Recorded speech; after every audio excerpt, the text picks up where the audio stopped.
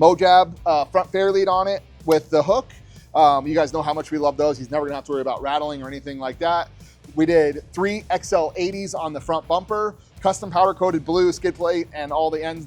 These typically come raw aluminum along with the skid plate, but just absolutely love the look of that on there. Oh, and these come raw too. So we powder coated those black and blue just to finish the whole look of the car. These are the XTC Fang lights. Those are hooked up to the blinker kit, so those will be blinking orange. One little thing that we always do on all of our 25s is the front fascia bracket. This is called our stealth front fascia bracket. It's one of those silly little things. It's a raw aluminum part from the factory that we just don't like the way that they look, so we make sure we do them in stealth black.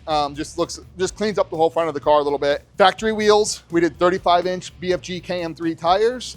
This one does have the SDI system on it. This is one of the cool things about the Ultra factory system on this. So not something we added, but wanted to touch base on that just because it's cool. Baja Designs, front light bar. This is their XL linkable front light bar with their bracket, powder coated it blue. Typically it comes black, but again, with the blue theme, we wanted to powder coat that for them. Axia mirrors. You guys have seen us do a lot of these mirrors.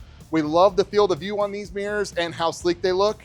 They have 3 different models. So this is their medium length. They have a shorter length, which brings in a little closer, and even a longer length. So it gives you all the options you want. We like the medium one. It works really, really well. Tree kickers and roof rack are 2 things that he brought to us that we had taken care of for him as far as powder coat goes, but he brought us those. I'm not sure the manufacturer on either one. I think he had that custom built. But those are 2 things that you're gonna see that I don't really know about. However, I do know the Starlink mount. We made that. This is our Starlink mount from Veritas Vans. We made a plate and we used the Axia mounts on there so he can move that wherever he wants. It's set up in a good spot right here for him, but it is movable if he does wanna move it. On the back, we have a Litt Industries chase bar. So this is a 24-inch chase bar mounted on top of the roof rack. We have Marshin Whips, and we did these in blue. We did these a custom height for him. He wanted them to be about the same height as the roof rack, so he doesn't have to worry about them going into his garage or anything like that. Of course, Jagged X vent covers on it. This box is one of the things that was already installed before it came into our shop, so I don't know too much about that. The XTC turn signal kit comes with the license plate frame and everything to be street legal. So we got that lit up and everything for him there. And then rugged antenna. Again, some of these mounts and plates are stuff that he already had on there. So inside here, one of the cool things we did is a Baja Designs dome light. And we did the dome light here with the switch. So he knows exactly where it's at before he gets into the car. He doesn't have to get into the car and find the switch or find the dome light or anything. It's just right here, clicks on before he gets in, and then before he goes on his ride, he can click it off. So kind of a cool spot. We've done that on a couple cars, and we really kind of like the form and functionality of where that goes. And again, that's the Baja Designs. On the inside, it talked to you about the XTC turn signal kit. So that is installed here, and that does have indicators in the dash, which is really nice. We did a rugged radio for him. So this is the M1 radio with an STX intercom. It's their switch intercom. This is their whole plate and everything. XTC took care of us on most of the wiring on this car. So it has an XTC, the 8 switch system, and we had a custom plate made for it. And then we have the fuel pump, and then you guys have seen us add these in 90% of our cars that we do. You might say, well, you have a USB there, why not just use that one? This USB is for the linking to your ride command to do your updates and stuff. It will charge, but it charges really, really slow. This charges really, really fast, has USB-C and USB on it. You guys know we absolutely love those.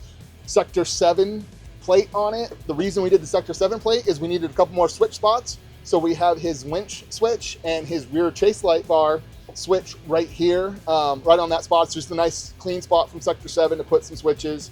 Powder coated that blue for him. Over here, this is the bent metal fab that we get from PCI. So this is their grab handle. Cool part about it is it has this swivel mount here, so we can swivel the GPS however you'd like with some ram mount stuff. And it's really tight, it's really sturdy.